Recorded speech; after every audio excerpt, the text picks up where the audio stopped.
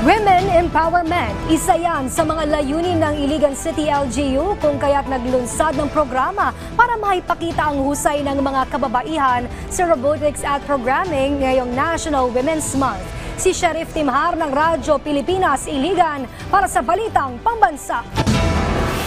Kung kaya ng lalaki, kaya rin ng babae. Patunay nga riyan ang mga kabataang babae na ito na abala sa isang robotics workshop. Ayon kay Christy, madalas na kalalakihan ang lumalahok sa ganitong mga workshop kaya't malaking bagay para sa kanya na mapabilang dito. It's very maka-proud because rare lang siyang opportunity. Thankful ko nga naghimo sila ani nga program because we were able to show our potential nga kaya namo as young women. Layunin ng naturang programa na palakasin ang interes ng kababaihan sa larangan ng teknolohiya. Dahil dito, naniniwala ang Developers Connect o DEFCON Iligan na malaki rin ang ambag ng mga kababaihan sa pagpapalakas ng industriyang ito. In this time of age, technology is not really only for men. There is also an opportunity, especially for women. And I know women also can create a new technology that can be used for the future.